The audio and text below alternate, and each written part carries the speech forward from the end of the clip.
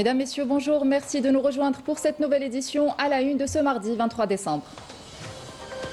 L'Agence nationale de l'amélioration et du développement du logement AADL lance aujourd'hui un programme d'envergure visant à la localisation des sites du programme AADL 3 dans 26 wilayas.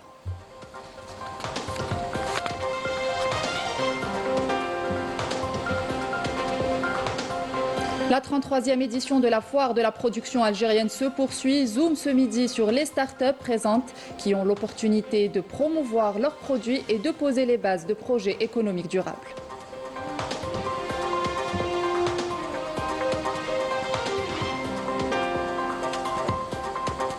Et à l'étranger, les Marocains ne décolèrent pas. La population continue de dénoncer le mépris du Makhzen face à leurs revendications légitimes. L'absence de mesures de prévention et la lenteur des secours lors des récentes inondations illustrent l'incapacité des autorités à gérer les situations de crise.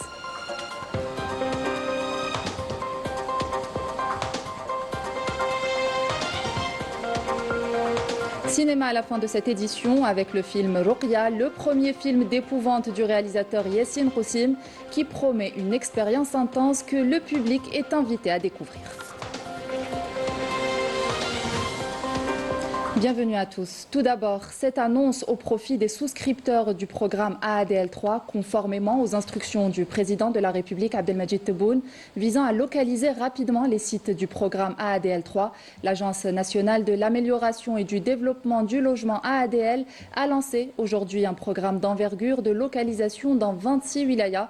Le programme dépasse les engagements initiaux car il a atteint 80 000 logements dans le cadre de la formule location-vente et ce, à travers l'ensemble du territoire national. À l'approche de la nouvelle année, l'heure est aux rétrospectives. L'année 2025 aura marqué par la consolidation des acquis sociaux avec des programmes de développement qui ont toujours placé les préoccupations des citoyens au cœur de l'action publique. L'objectif étant d'améliorer leur cadre de vie et de renforcer la cohésion nationale. Milad Hanin. Augmentation des salaires, revalorisation des pensions de retraite. L'année 2025 aura été une année résolument sociale. La dernière décision du président de la République vient en apporter une nouvelle illustration. L'exécutif a acté la revalorisation des pensions de retraite, plus 10% pour les pensions égales ou inférieures à 20 000 dinars et plus 5% pour celles dépassant ce seuil. Un signal fort adressé aux retraités, mais aussi plus largement au monde du travail, confirmant le caractère social de l'État algérien. Cette mesure s'inscrit dans une série de décisions prises tout au long de l'année. Parmi elles, la revalorisation du salaire national minimum garanti qui passera à 24 000 dinars à partir de janvier 2026, un SNMG qui avait déjà connu une hausse significative en 2020 malgré un contexte économique difficile marqué par la pandémie. Autre mesure phare, la révision de la hausse de l'allocation chômage passée de 15 à 18 000 dinars, renforçant le filet de protection sociale en faveur des jeunes et des catégories les plus vulnérables. À cela s'ajoutent à des mesures fiscales comme l'exonération de l'IRG pour les salaires inférieurs ou égaux à 30 000 dinars, allégeant la pression sur les revenus modestes et moyens. Au-delà de leur portée sociale, ces décisions ont aussi une dimension économique stratégique. En soutenant le pouvoir d'achat, l'État mise sur la relance de la consommation, moteur essentiel de la croissance, et sur un climat plus favorable à l'investissement. Ces augmentations viennent en concrétisation des 54 engagements du président de la République, notamment le volet concernant l'amélioration du pouvoir d'achat et de la qualité de vie des citoyens. Ces mesures interviennent dans un contexte économique mondial marqué par une inflation galopante. L'Algérie a réussi l'exploit de bâtir une économie résiliente capable de faire face à cette instabilité tout en améliorant le niveau de vie des citoyens. Pour rappel, une revalorisation salariale de 47% avait déjà été décidée et appliquée entre 2023 et 2024. Une hausse de 53% des salaires a été annoncée entre 2026 et 2027. Autant de décisions qui contribuent à renforcer la confiance, consolider le front social et répondre aux attentes des travailleurs dans le respect des capacités économiques du pays. Nous saluons ces initiatives.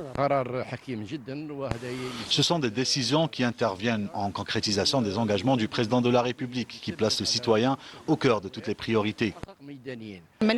La revalorisation des pensions de retraite est une excellente décision. C'est vraiment une très bonne décision et je remercie le gouvernement pour ça.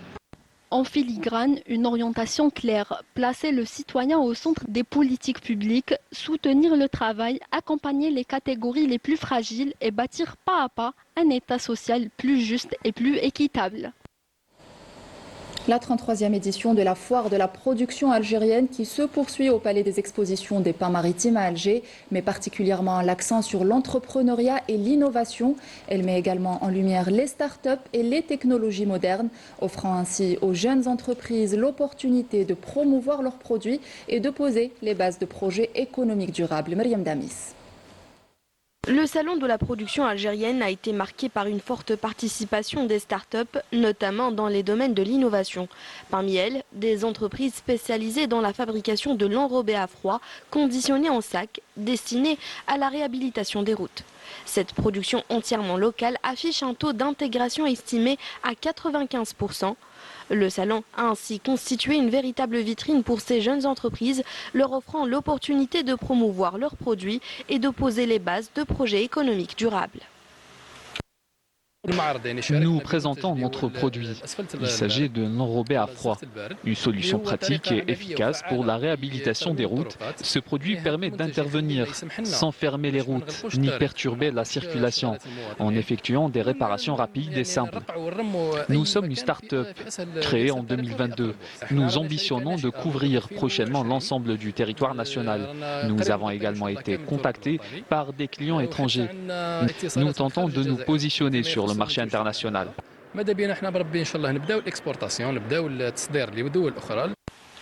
Les produits algériens se distinguent par leur diversité, leur qualité et leur disponibilité, des atouts salués par les visiteurs, confirmant leur capacité à rivaliser sur le marché. Nous avons développé notre gamme et amélioré la qualité. Nous avons déjà exporté vers la Tunisie et bientôt nous serons présents dans les pays du Golfe, car notre produit répond aux normes internationales. Il y avait des produits que nous importions, mais aujourd'hui, ils sont fabriqués en Algérie. Ça nous fait plaisir de voir que nous avons des produits de qualité avec des prix concurrentiels. Je suis commerçant et je vends seulement des produits locaux. Nos produits connaissent un réel engouement. La foire de la production algérienne se poursuit, réaffirmant ainsi l'importance stratégique du soutien à l'investissement local, de la promotion du produit national et de l'encouragement à l'innovation, considérés comme des piliers essentiels du développement économique durable. Et on vous propose également une halte dans les stands de l'Armée nationale populaire où sont présentées des industries militaires et technologiques de pointe. Mohamed Ayashi et Milad Hanin. L'industrie militaire en Algérie est en plein essor. À la foire de la production algérienne, l'armée nationale a mis en avant ses dernières avancées technologiques. La Fox 2, blindée, tactile, polyvalent, conçu entièrement en Algérie, ce qui illustre la maîtrise et l'excellence de l'industrie militaire nationale. Le complexe vise à renforcer et soutenir la production nationale en développant des véhicules blindés et légers destinés à l'armée nationale populaire. Des prototypes fonctionnels des derniers armements ont été présentés, notamment un fusil de calibre 12 équipé d'un système de tir semi-automatique en remplacement du mécanisme manuel des versions précédentes. L'Aura 700 est un drone de reconnaissance avancée, capable d'identifier des cibles fixes et mobiles et d'exécuter des missions de surveillance aérienne avec précision.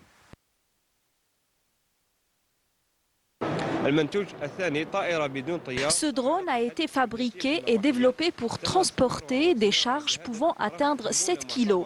Nous avons également ce drone Vitan combinant les missions d'un drone à voilure tournante et un drone à voilure fixe.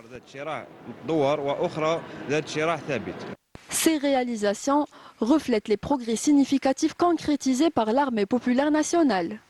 L'institution centrale de renouvellement du matériel de signalisation dans la première région militaire assure le soutien technique des unités de l'armée nationale populaire à travers la production et l'informatisation des systèmes CKD et SKD, ainsi que la fabrication du matériel de signalisation. On découvre des produits nationaux pleinement performants et maîtrisés. Un progrès considérable dans les technologies des drones et le domaine de l'armement. À travers cette 33e édition, la production algérienne reflète un avancement de développement industriel et technologique majeur.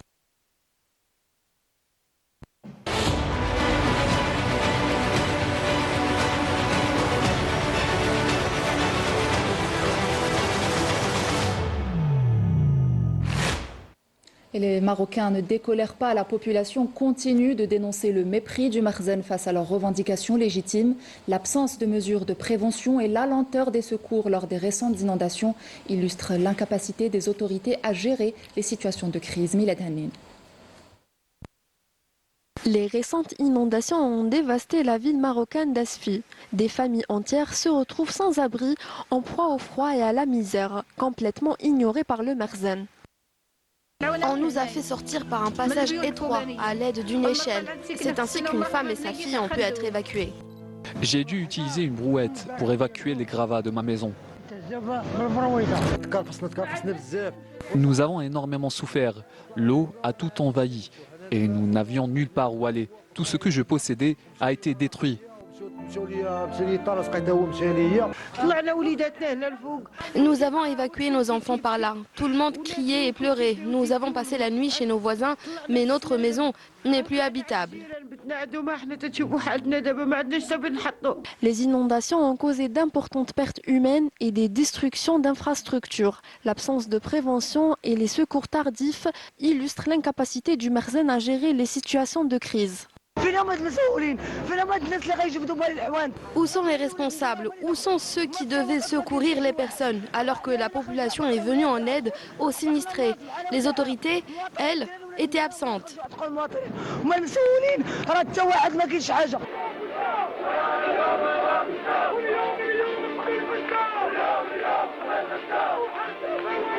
Des autorités pourtant présentes pour réprimer les sinistrés qui ont osé réclamer leurs droits, la répression et le mépris semblent être les seules réponses que le Makhzen est en mesure de fournir aux populations en désarroi. Jour au Maroc, dans plusieurs villes du pays, les sit-ins se multiplient. Les Marocains dénoncent à la fois leurs conditions de vie précaires ainsi que la normalisation des relations avec l'entité sioniste. Pour beaucoup, ces rassemblements représentent le seul moyen de faire entendre leur voix et d'exprimer leur rejet de la complicité du Makhzen dans le génocide perpétré contre les civils palestiniens. Et l'entité sioniste poursuit justement ses massacres dans la bande de Gaza. Les bombardements redoublent d'intensité, faisant chaque jour de nouvelles victimes, parmi lesquelles de nombreux enfants. Les corps de 12 martyrs ainsi que 7 blessés ont été transférés vers les hôpitaux de Gaza au cours des dernières 48 heures, tandis que les corps de nombreuses victimes se trouvent encore sous les décombres. À cela s'ajoute la politique de famine imposée par l'occupant sioniste qui a atteint des niveaux effroyables. C'est dans ce contexte humanitaire dramatique que des milliers de Palestiniens sont exposés au froid, à la malnutrition et aux maladies. Dans l'actualité également, lors d'une session du Conseil de sécurité consacrée à la situation sécuritaire et humanitaire au Soudan, le représentant permanent de l'Algérie auprès des Nations Unies, Ammar Benjama, a souligné que la réponse à la crise humanitaire au Soudan doit rester une priorité commune, saluant les efforts déployés par le gouvernement soudanais pour atténuer les effets du conflit.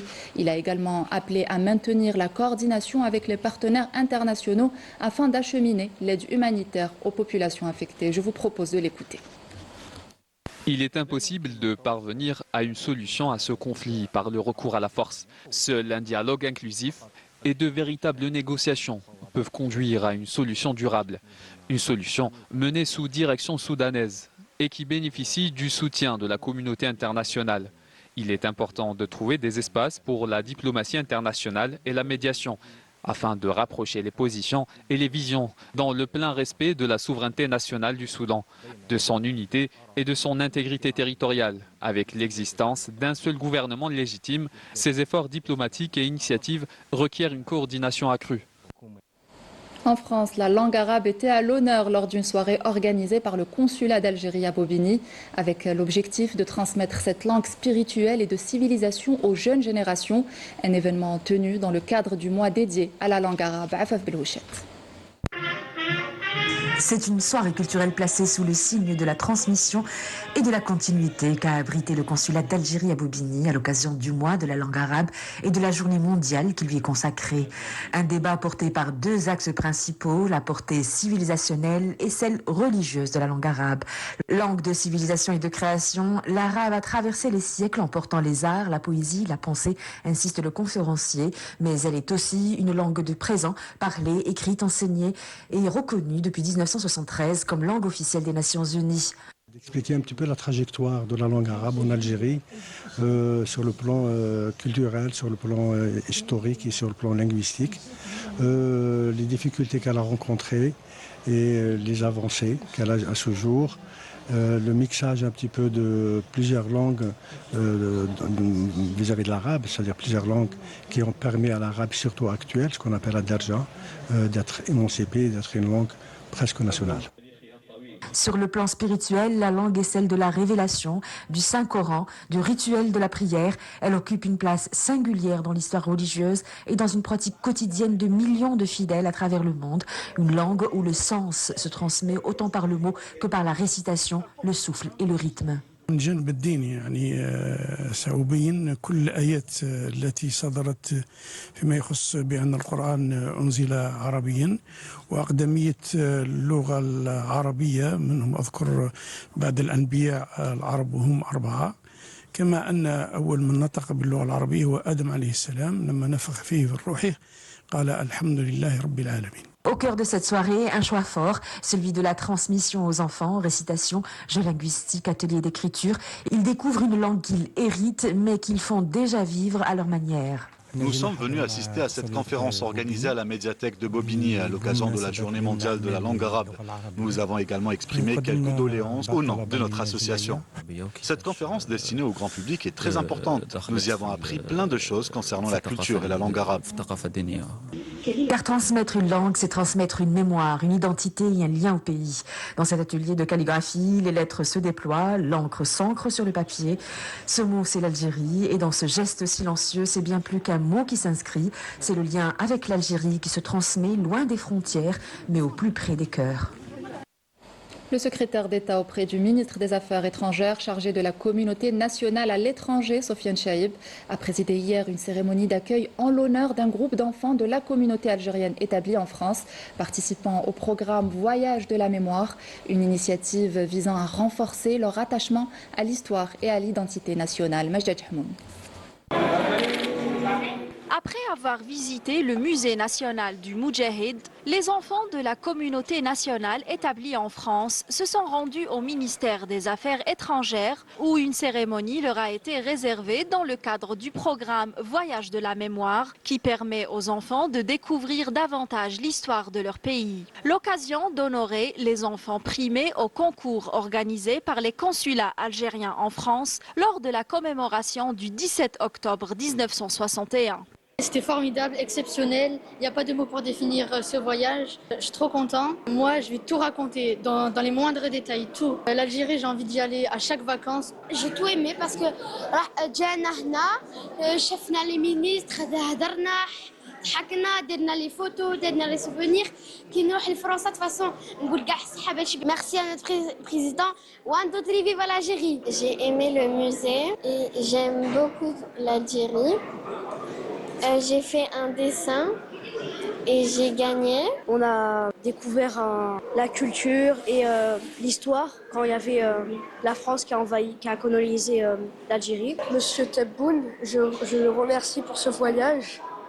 Il était bien, ça va être bien, demain on va à Stif, tout est incroyable. Soulignant l'importance que le président de la République accorde aux enfants de la communauté, le secrétaire d'État auprès du ministre des Affaires étrangères chargé de la communauté nationale à l'étranger a salué leur esprit d'appartenance et le rôle que jouent les parents dans le renforcement de l'attachement au pays. C'est la toute première édition.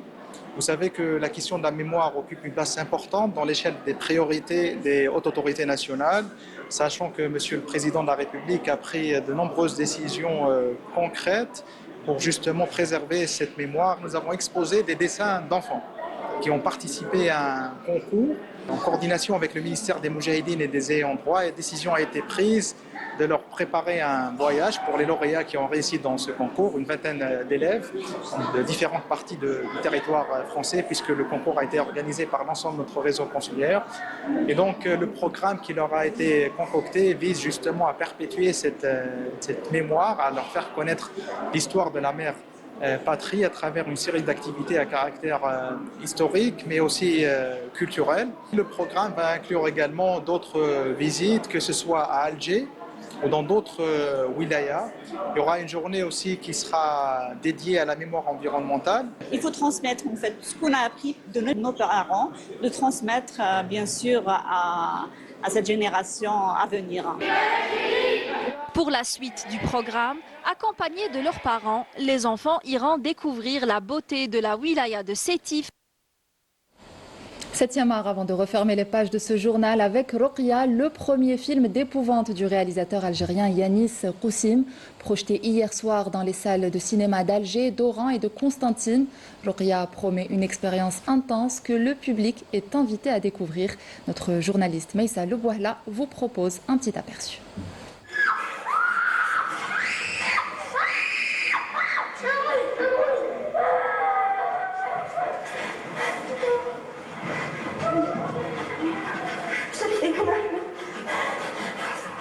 Roqia est le premier film d'épouvante du réalisateur Yanis Qoussim.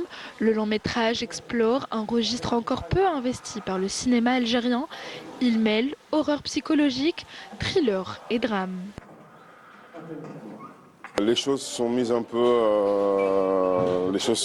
place toutes seules, naturellement. Donc j'ai commencé à écrire, il y a un personnage, deux personnages, et voilà, après le film s'est mis en place. L'œuvre cinématographique raconte la descente aux enfers de Ahmed, devenu amnésique suite à un grave accident. L'homme est très rapidement confronté à une succession de phénomènes étranges qui bouleversent sa vie et celle de son entourage. J'attends vivement les retours algériens parce que c'est une histoire pour eux, pour commencer. Je suis très content de cette expérience assez particulière et très difficile à réaliser sur le plan technique et artistique. Mais ça reste quand même un très beau challenge qu'on a su relever ensemble avec le réalisateur et j'espère que le public algérien va aimer. 1h29 d'ascenseur émotionnel qui tient en haleine le spectateur jusqu'à la dernière scène du film qui a embarqué les acteurs eux-mêmes dans des montagnes russes émotionnelles.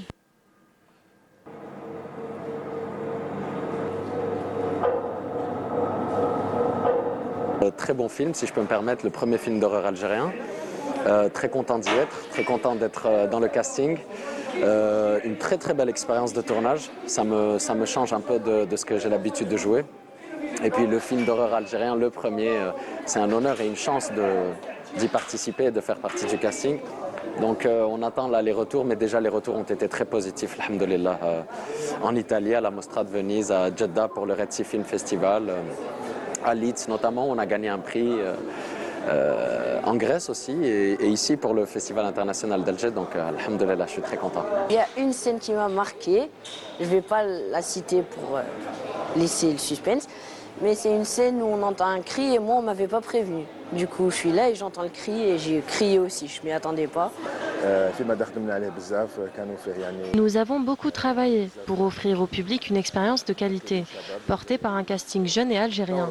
J'ai interprété un rôle très différent et particulièrement exigeant. Une première pour moi dans l'acting et la préparation. Je remercie toute l'équipe de tournage pour son soutien qui a permis de réaliser un film qui j'espère sera à la hauteur des attentes du public.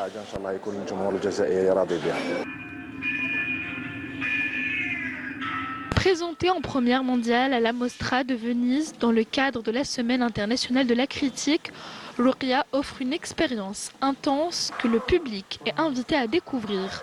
Âme sensible, s'abstenir. Et c'était là la dernière information de cette édition. Merci de l'avoir suivi. Bel après-midi avec la suite de nos programmes. Au revoir.